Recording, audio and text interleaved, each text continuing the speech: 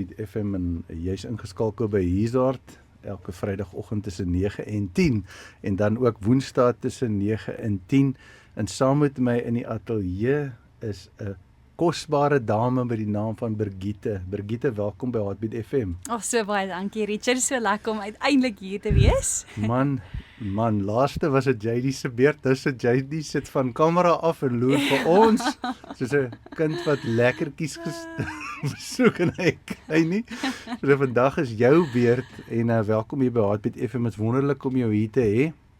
En dankie dat jy bereid is om jou storie te kom deel vir sy glorie. Dit is altyd lekker om nuwe gaste te hê. Ons het so gegonsery op sosiale media omtrent die getuienisse en die mense wat aangeraak word reg oor Suid-Afrika. En dit is vir ons 'n eer om net te kan fasiliteer en te sien wat die Here doen. Wonderlik. En ek is in afwagting vir vandag. Ons bid net saam. Vader, ek dankie vir u krag en ek dankie vir u heerlikheid. Ek dankie dat u Brigitte sal lei, Here, om u woord te spreek soos wat u dit wil spreek, Here. Maak ook nou ons luisteraars en ons kykers se harte en ore oop om te hoor wat u sê. In Jesus naam. Amen. Amen. Nou ja, ouer gewoonte, jy was laaste hier toe JD was, so jy weet die eerste vraag. Ek ken so 'n bietjie die rol van dit, ja. So, die eerste vraag is mos, waar het jou lewe begin? Wie is jy? Jou naam? Yes, so van geboorte af. Ja, van die begin af. So ek's Brigitte Horak. En my storie begin actually so 'n bietjie voor my geboorte. Ek dink eintlik elke liewe een van ons stories begin voor geboorte. Ons ken daardie vers in Jeremia 1 vers 5. En ek sal nou weer net daarna verwys, maar voor geboorte het my ouers geskei. My ouers het geskei. 'n paar maande later, toe kom hulle weer bymekaar en hulle trou toe weer met dieselfde mense. Hoe interessant is dit? En op daardie stadium het hulle toe nou al 2 seentjies gehad en hulle is so gelukkig gewees met die tweetjies. En my ma het altyd gedink sy sal graag 'n dogtertjie wil hê. En maar dit het gelyk my nie, dit was nie in die boeke gewees, in die kaarte gewees vir hulle op daardie stadium nie. En my pa besluit toe om 'n vasektomie te kry. En die dag toe hy ingaan hospitaal toe vra letterlik elke liewe persoon wat by hom gekom het, of dit nou die anesthesiologist was, die nurses, die dokters, elke liewe een van hulle vra vir hom, meneer, is jy seker? Sure. Is jy 100% seker? En die een nurse kom uit na my ma toe sy's in die wagarea, en sy sê, mevrou, jy moet nou nie lag nie, maar jou man kon nie deurgaan met die prosedure nie. En so, dit was eintlik so 'n kosbare oomblik. Ek weet nie of my ma toe gelag het nie, ek glo daarom nie. Ek dink sy was baie ondersteunend. Maar net 'n paar maande daarna toe is ek verwek. En so dit al klaar vir my, praat net so oor Jeremia 1 vers 5 van before I formed you, I knew you. En dis my eintlik 'n baie mooi storie om te hoor ook, hoe God net seker gemaak het dat hierdie kind wat hy wou gehad het in die wêreld daar gaan wees. Sure. En ja, so dit was my voorgeboorte storie. En ek het soveel mooi stories van hoe God net regtig in my kinderjare so beskerming gebring het. En ek dink aan die eerste keer wat ek ergens by 'n family gathering was. Ek het net begin loop. My ma het op 'n stadium vir my neefies, is 'n groot family gathering gewees. En my neefies en my niggies was daar gewees en ons 'n groot swembad en dit was 'n lekker warm dag gewees en my ma sê, "Oké, maar kan julle asseblief kyk na Brigitte net so vir 'n oomblik?" En hulle sê toe, "Ja, dis reg." En toe sy besig is om skottelgoed te was, so 'n paar minute later, toe sien sy daar dryf Brigitte in die swembad. Sure. En sy sê dis een van die skokkendste, jy weet, ergste ervarings wat jy het as 'n ma. Maar wat die amazing deel was, sy sê dit het gelyk asof iemand my borskas uit die water uitgedruk het, sodat ek op my rug chipstil baie rustig gelê het in die water. Ek kon nie swem nie, ek kon nog nie praat nie. Dit was letterlik net soos genade gewees. En sy sê toe sy obviously sy het gegil en geskree en toe hardloop sy water toe en toe haal sy my uit en alles, maar daar was nie 'n oomblik van sparteling of enigiets nie, 'n oomblik net van dit lyk letterlik asof iemand die borskassie so oplig. Dit is amazing en dit is regtig God se protection wat oor my was. En 'n bietjie ouer het ek gaan net so 3 stories vertel van hierdie, maar 'n bietjie ouer, toe trek ons George toe. En my ma het die oggend, toe het ek net begin praat. En my ma het die oggend gesê dat ek absoluut net nie wou my pa los nie. My pa het elke oggend werk toe gegaan en die oggend spesifiek, toe sê ek vir my pa, pappa, ek wil saam met jou werk toe gaan. Ek wil saam met jou werk toe gaan en ek hou nie op nie. Dit was een van daai van, kan jy asseblief nou net stop? En ek wou net nie en ek was net soos, ek wil saam met pappa werk toe gaan. En uiteindelik stem my pa toe in wat hy nog nooit gedoen het nie. En ek gaan toe saam met hom werk toe en daardie oggend was toe die oggend wat toe my ma in dorp toe ry, as hy in 'n groot ongeluk was. 'n Groot ongeluk waar die kar gerol het. Sure. En die karstoeltjie wat in die kar was een van daai swaar karstoeltjies wat nie mooi vasgemaak was nie. En daai karstoeltjie sou gerol het saam met die kar en ek weet nie wat sou kon gebeur het as ek in daai kar was nie. Ja. En so dis ook net so kosbaar dat die Here op 'n manier deur 'n klein mensie in my hart kon geplaas het. Ek meen ek onthou nie dit spesifiek nie, maar net die Here se amazing dis net amazing. Sure. En dan die derde storie wat ek so vinnig wil deel is ek het my boeties, ek het 2 boeties mos, en ek en my 2 boeties is op by 'n boomhuis, maar 'n hoë boomhuis, soos omtrent 5 meter hoog. En ons is besig om daar bo te speel en soos altyd. En op 'n stadium, nou maak my boeties my skrik. En ek vat so tree terug. En ons geen heininge of enigiets aan die kant, dit is net 'n platform eintlik in die boom. En ek vat so 'n paar tree terug en boeps, daar val ek. Sure. Al die pad van bo tot onder in 'n doringbos in. En natuurlik het ek so geskrik, hospitaal toe gejaag, maar nie 'n enkele been gebreek nie. So 'n bietjie harsingskudding gehad, maar die Here het my deurgedra deur dit alles. En ek meen dis 3 oomblikke, ek dink tussen die ouderdom van 0 en 5, waar God so ingegryp het, waar sy hand so tasbaar was in beskerming. En ek wil net graag dit gedeel het. So dit was waar my lewe half begin het. Ja.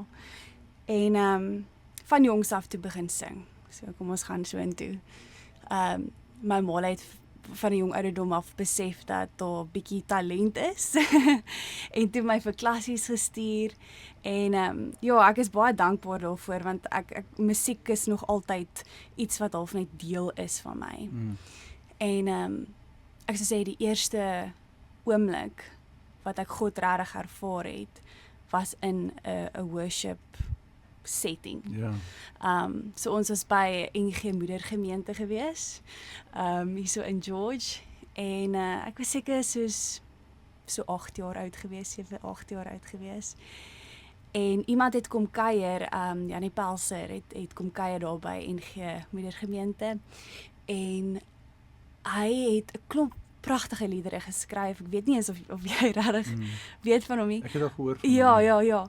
En hy het hierdie Sondag kom bedien en ek het so 'n ervaring gehad wat ek nie kon beskryf nie. Ek het ervaar net soos hierdie vrede, hierdie kalmte wat oor my gekom het, hierdie peace amper, asof ek half nie meer deel van die wêreld was nie, asof ek in hierdie kokon of toegedraai word, net van God se teenwoordigheid. En ek onthou, ons is op pad terug huis toe na hierdie ervaring, en my boeties is besig om te chit, en dalk so 'n bietjie te beklei hier een kant, en ek sê soos, julle, kan ons net asseblief net stil bly? Soos, like ek gaan deur iets, ek weet nie waardeur ek gaan nie, maar Ja. dis so amazing asseblief. En en ek onthou daai oomblik tot vandag toe nog, want dit was die eerste keer wat ek God So ervaar jy het basies die Heilige Gees ervaar. Nou Ja. voor dit sou jy sê jy was 'n Christen. Ek weet nie, ek meen ek kan eintlik bitter min onthou voor 7 jaar oud. So. Ek kan stukkies onthou. Die goeie ding is my ouers was Christene gewees. So van 'n jong ouderdom of ja, het ons groot geword met Bybel lees en bid in die aand. Maar ek dink nie ek het toe al 'n bewuste keuse gemaak om te sê ek glo in God en hy gee my lewe vir hom nie. Ja. Maar nog steeds het hy my kom ontmoet in daai oomblik. Dit is interessant want musiek en spesiaal lofprysing aanbidding speel 'n belangrike rol in 'n mens se geestelike lewe. Ja. En selfs jy wat nou groot geraak het, miskien in daai tipe omstandighede wat jy na kerk toe gegaan het, die Here gedien het, jy word aangeraak binne 'n diens en jy ervaar die Heilige Gees. Ek was 'n dwelmverslaafde wat 'n rowwe lewe geleef het en uit dwelms uitgekom het en Yes. ek gaan in 'n diens en ek ervaar ook die Here as 'n realiteit in die atmosfeer van lofprysing. Dit wys jou net dit is 'n universele taal wat praat met van jou rykstes tot jou armstes, van jou bestes tot jou slegstes. Dit roep ons net nader na die Here. Ja. Dis amazing. Dit is so. Nee, so ek is dankbaar vir daai ervaring. Ek het nou die dag eintlik vir Janie Pelse, toe voel ek in my hart ek moet vir hom 'n boodskap stuur om te sê, "Hey, hoorie, dankie Sure. vir daai eerste oomblik, want dit het my soveel dinge laat sien in aanbidding ook. Ja. Of die oomblik oopgemaak. Ja, so dit was my kinderjare gewees. Ergens in my kinderjare, ek kan nie onthou hoe oud ek was nie. Was daar ook 'n paar slegte gebeurtenisse wat ek lank gevat het om deur te werk. Ja, daar was oomblikke wat ek deur seksuele mishandeling gegaan het. En ja, dit het my jare gevat om regtig deur dit te kon werk, omdat dit so 'n moeilike ding is. Jy voel baie keer as die victim dat jy skuldig is. Jy voel baie keer soos, ek moet hierdie ding so choop stil hou, want anders te gaan almal dink, jy's hierdie slegte persoon. En ek gaan nie te veel daarin gaan nie, maar dit het die deur oopgemaak vir my om half in hierdie plek in te gaan van ek moet liefde verdien deur om die seksuele deur oop te hou. En so in my hoërskoollewe het dinge so 'n bietjie agteruit begin gaan. En ek het aanhou liefde soek by die verkeerde plekke. En ek het begin om te eksperimenteer met alkohol en verhoudings en maar net probeer aanpas by groot word en nog steeds God half op die een kant gehad. Jy weet, jy bid nog steeds en partykeer vra jy vergifnis vir wat ook al. Maar dan gaan jy maar of net aan, want jy's op baie de mekaar plek. En ja, ek het in my matriekjaar was daar 'n oomblik wat ek besluit het, nee, ek is nou klaar met my ouers. Ek is in hierdie verhouding en ek is baie lief vir hierdie ouetjie en my ouers is glad nie dit toegelaat nie. Hulle was nie happy met dit nie. En ek besluit toe, ek gaan nou wegloop van die huis af. So in my matriekjaar loop ek weg by die huis en ek gaan bly by een van my vriendinne vir 3 maande. En dit was, ek wil sê dit was 'n tyd van rebellie. Soos total rebellion. Wat so sleg is, ek kry my ouers so jammer, shame, hulle het 'n wille enetjie gehad daar op hoërskool. Maar daarna het ek daarom teruggetrek, na die 3 maande daarom teruggetrek, na my ouers toe. En daarna het ons klaar gemaak met skool en ek het begin speel in 'n band. En ek het begin om regtig soos vorm te kom ons sê jaag. kom ons sê farm te begin jaag en as ons shows gedoen het was daar altyd hierdie high gewees na die show en ek het dit begin jaag. Dit was die lekkerste gevoel gewees. En natuurlik nog steeds drank was nog steeds in die storie en nog steeds ouens en dit was 'n bad tyd vir my, sou ek sê. En identiteit gewys en pyn gewys en vriende verloor op skool gewys. Al hierdie goeters het my so stak gehou in 'n plek van ek kan nie vorentoe beweeg nie. Maar nog steeds het ek die shows gejaag en ek het begin songs skryf wat great was. Meestal om te deel met die pyn, te deel met dit waardeur ek gaan. En 'n paar van hulle het toe nou op die radio gespeel, bietjie sukses, maar ek het nog steeds leeg gevoel. Ek was nog steeds soos, daar moet meer wees. Ja. Daar moet meer wees. Ek weet, en ek onthou van way back when, ek onthou God, ek onthou oomblikke wat ek gehad het met hom. Daar moet meer wees. En ek dink ek het ergens in daai tyd het ek vir JD ontmoet. En ja, dinge het bietjie beter begin gaan en ek het begin kerk toe gaan en daar was nog steeds bietjie van 'n ek leef in albei wêrelde. En ek onthou die eerste keer toe ek na die kerk toe gegaan het waartoe ek genooi was, actually die kerk waar ek nou nog is. Bitter min mense weet dit, maar die eerste keer wat ek gesit het in die banke, wat Ria my genooi het was ek babbelas. Was ek letterlik soos ek het die vorige aand uitgegaan. Sies man, nou weet ek. Hierdie was nou voor JD, shame. Dit was voor JD, voor ek JD ontmoet het. Disclaimer. Maar dis kosbaar. Ja, Dis regtig kosbaar. en ek het gesit in daai banke en Ria was besig om te preek. En vir 'n oomblik het ek agtertoe gestap en badkamer toe te gaan en daar was net 'n oomblik wat ek besef het die Here praat met my nou en hy sê vir my, wat doen jy met jou lewe? Sure. En dit was vir my 'n groot keerpunt gewees. En dit was nie noodwendig iets wat in die preek gesê was nie. Dit was letterlik die paadjie buitentoe na die badkamer toe waar God net, jy weet, in die natuur, sonder 'n dak bo jou, wat hy kan connect. En van daar af het ek besluit, ek moet my lewe regryk. Ek moet terugkom op hierdie paadjie wat ek weet eintlik vir my voorberei is.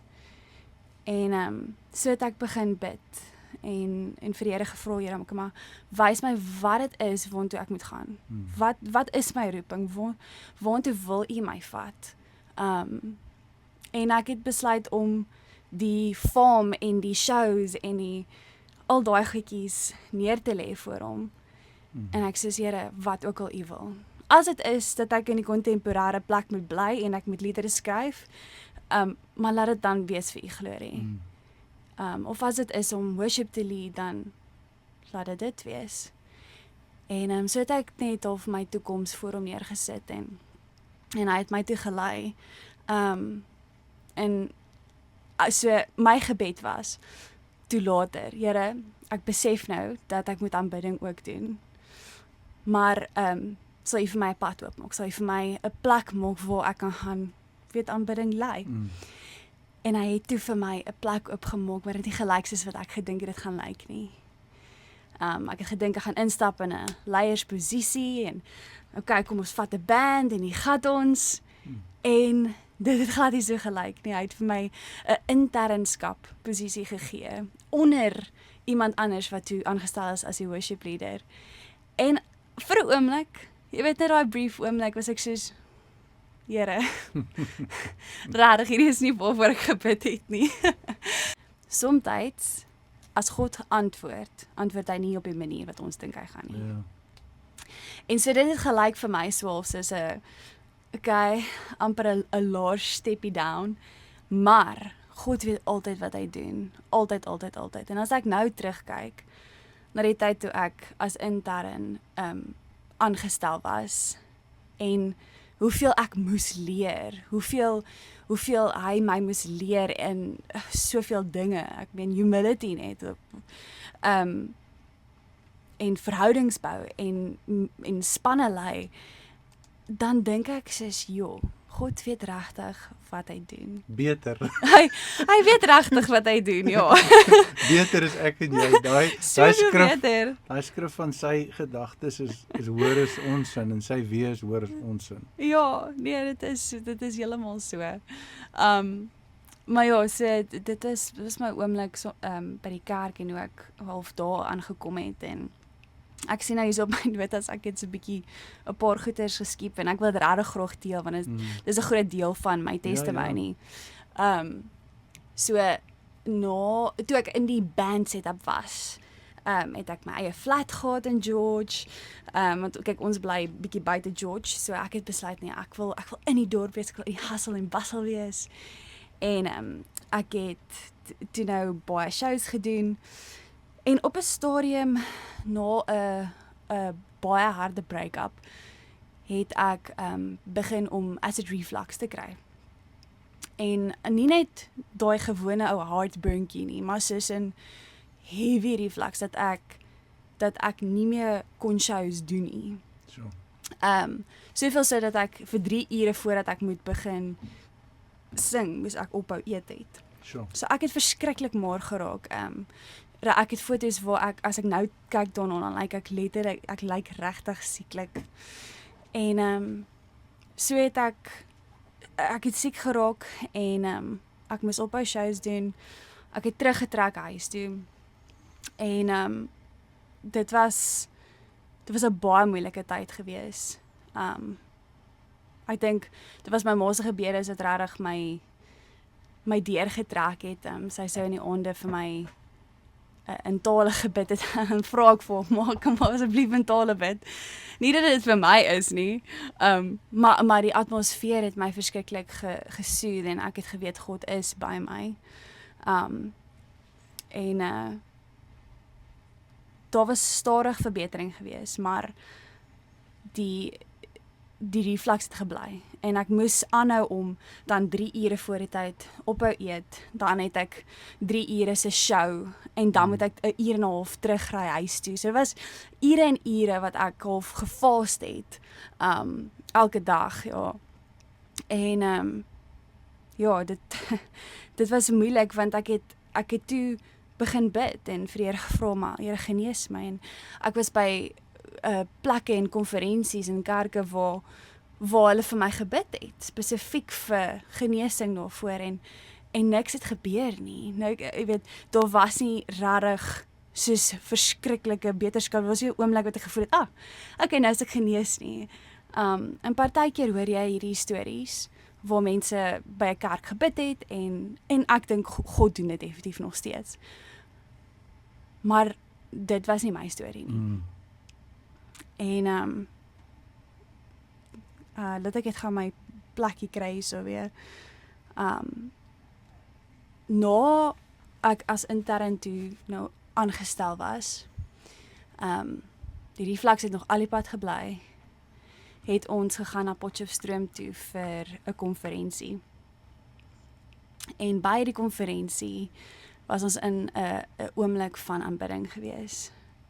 En God se teenwoordigheid was so thiek gewees net in daai oomblik. Sure. En ek onthou hoe sy glorie half soos, dit het gevoel soos 'n waterval, soos 'n baie baie sterk waterval wat net soos half neerdruk op my.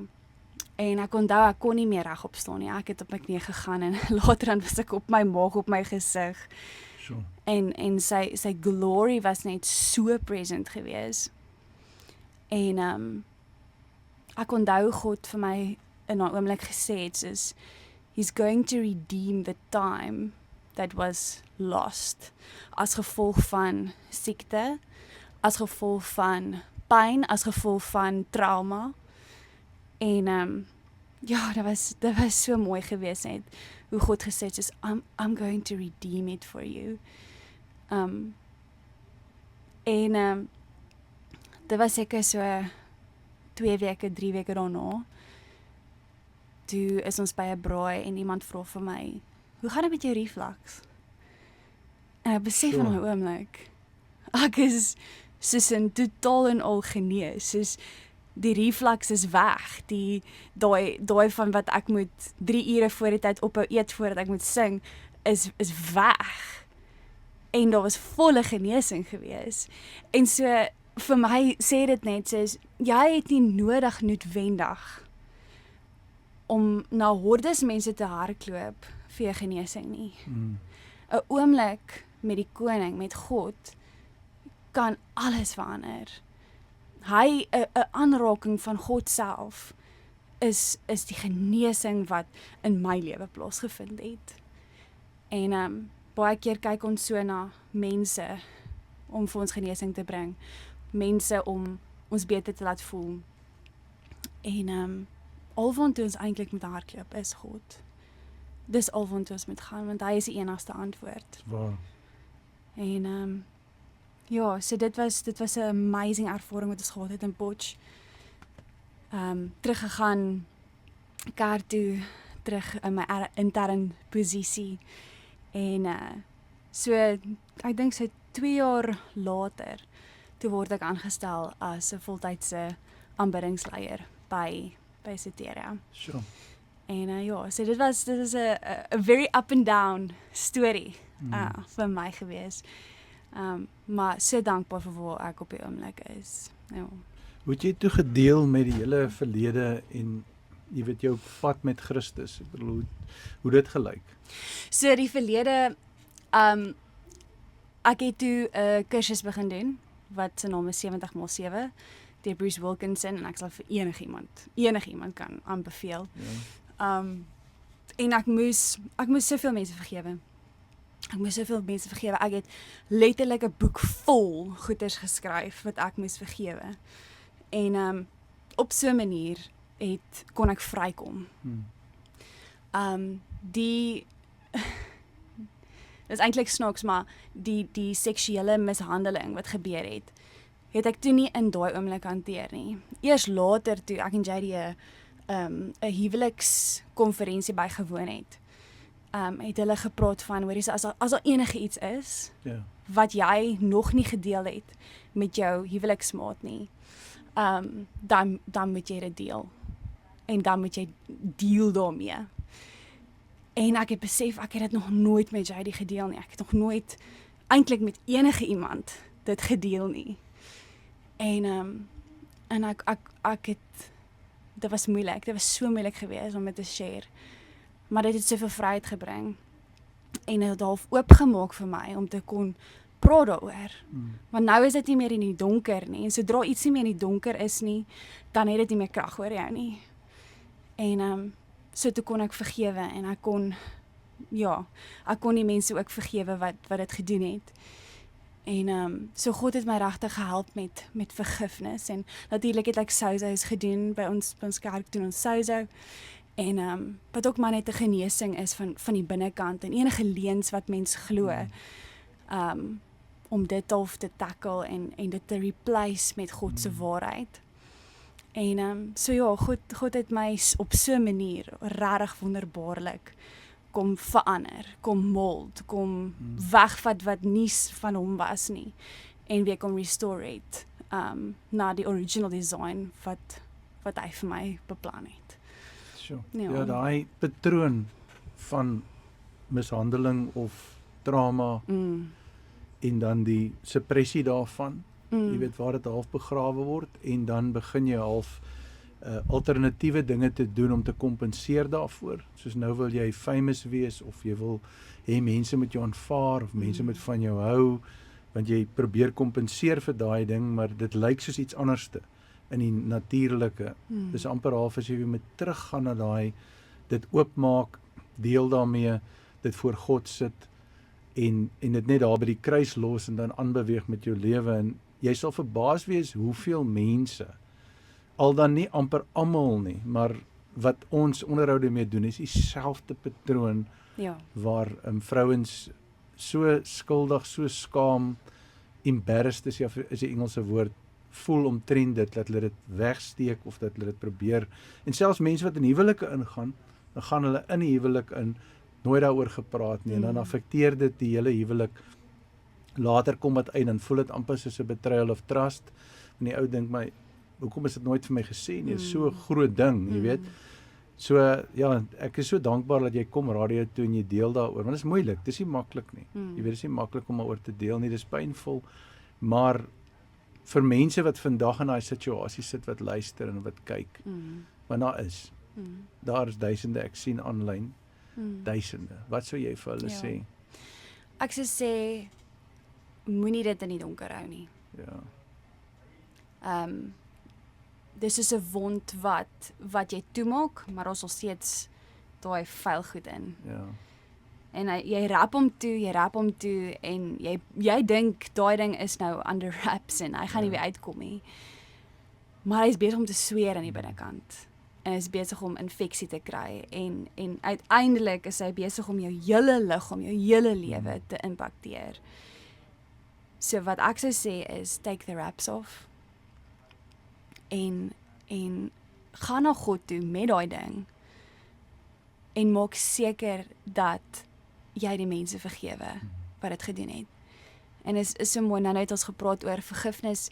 Vergifnis is nie vir hulle nie. Ja. Hulle weet dalk nie eens dat hulle iets gedoen het wat ook al wat verkeerd was nie, of hulle hoef ook nie eens te weet jy het hulle vergewe nie. Maar vir jou self, in jou hart, gaan dit genesing bring. Sure. En nie net genesing nie, maar groei. En dit gaan jou vrymaak om te kan doen wat jou purpose was. Amen. Want ek glo daai goeters, dis asof hy jou in die verlede hou. Ja. Asof jy heeltyd teruggaan, jou gedagtes gaan partykeer sonder dat jy eens wil, gaan dit net terug soontoe en dan probeer jy weer terugdruk. Maar hou jou vas in daai verlede en as jy kan loskom van die verlede, gaan jou purposes, jou doel waarvoor jy gemaak het, gaan soveel helderder lyk en dit gaan vir jou soveel makliker wees om daarin te begin stap. En dan is jy vry. Sure. Ja, prys die Here. Ek glo dit beteken vir mense vandag baie en dat 'n mens kan vry wees. Dat jy kan oorwinning kry.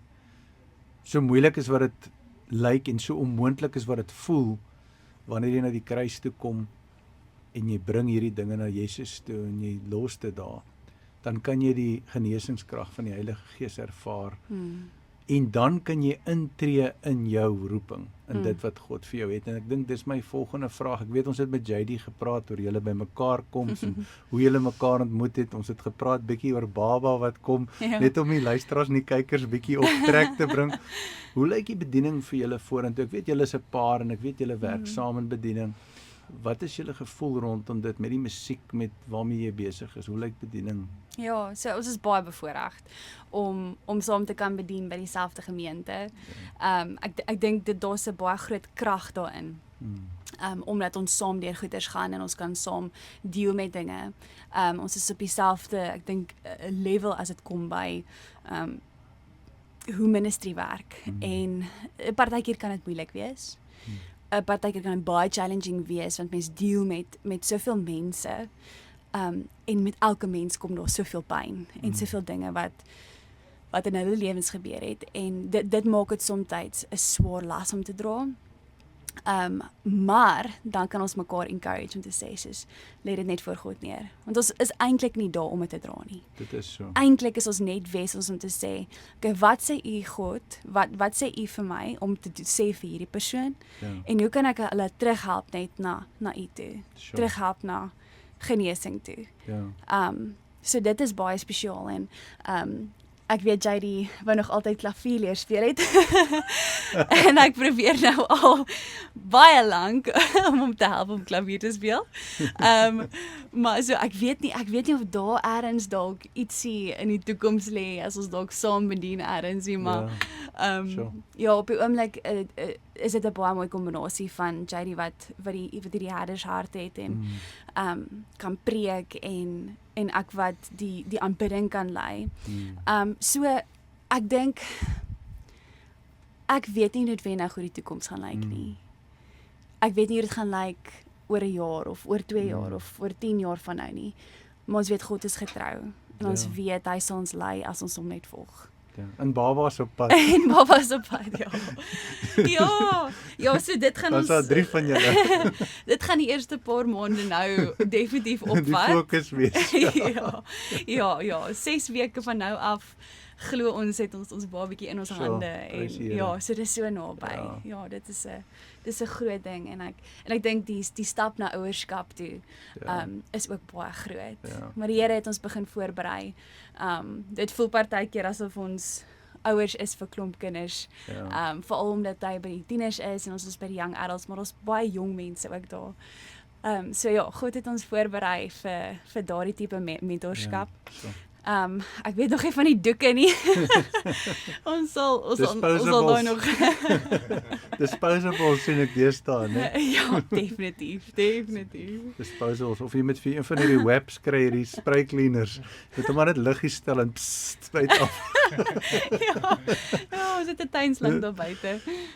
Dis 'n merkwaardige fase en ja, so met die bediening saam en als 'n paar goed wat jy gesê het wat my baie getref het is ook dat jy weet jou verwagting is soms jy bid vir iets en dan sê Here gee vir my dit, dan gee hy vir iets anderste.